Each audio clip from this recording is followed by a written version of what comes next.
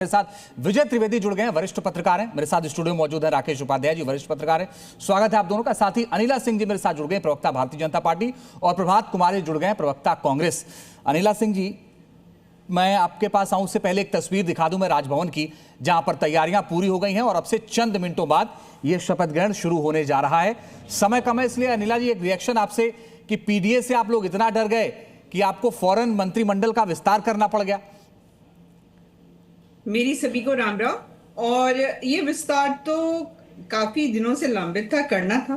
Maximum जो है 60 ministers हो सकते हैं, 54 थे हमारे पास, तो 6 तो बन सकते हैं ना, उसमें दिक्कत क्या है? नहीं, दिक्कत कोई नहीं है, लेकिन अब तक नहीं बने तो अब सवाल उठ रहा है कि पीडीए आ गया इसलिए आप लोगों ने फौरन जल्दी में कर दिया। ये पीडीए तो हम लोगों से डर के पीडीए इन्होंने बनाया। अगर हम non Yadav OBC vote bank की बात करते हैं, 2022 में आप देख लीजिए तकरीबन 72-75% तो हम लोगों को मिले थे। दलितों की अगर आप बात कर लेते हैं, ऑलमोस्ट 70% नॉन यादव जो है हम लोगों को मिले थे। महिलाएं जो हैं वो मोर देन 50% जो है हम लोगों को मिले थे। तो हम लोगों के वोट परसेंटेज बिल्कुल 2022 में जो आपने आंकड़ा बताया बिल्कुल दुरुस्त है, लेकिन 2024 में ये समीकरण बदल गया था।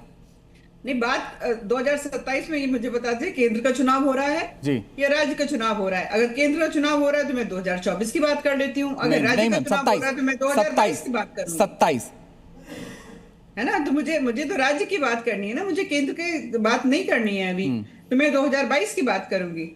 तो सीधी सी बात है, हम लोगों से डर कर इन लोगों ने पीडीए बनाया है, जो कि असफल होगा और हो रहा है।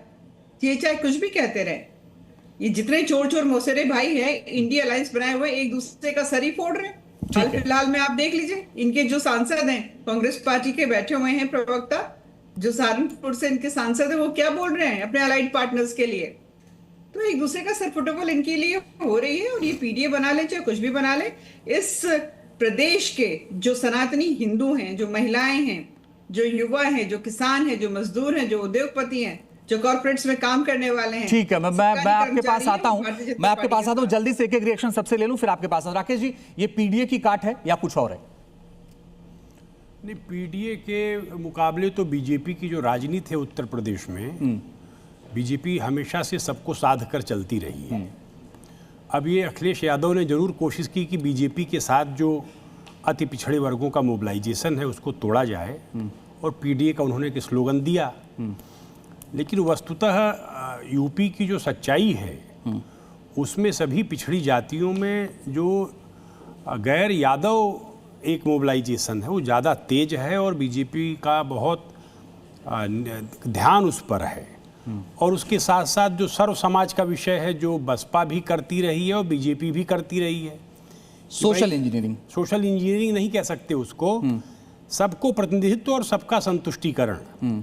तो इस लिहाज से जो काबिल है, योग्य है, पब्लिक में निरंतर काम करता है, डेमोक्रेटिक वे में पार्टी की नीतियों के लिए जूझता है और पार्टी को क्राइसिस में सपोर्ट देता है, जैसे मनोज पांडे का ही नाम है। वोटिंग के दौरान क्रॉस वोटिंग ऐसे लोगों को बीजेपी एकोमोडेट कर रही है और उनकी जो सारी ऊर्जा है उसका पूरा इस्तेमाल करना चाहती है।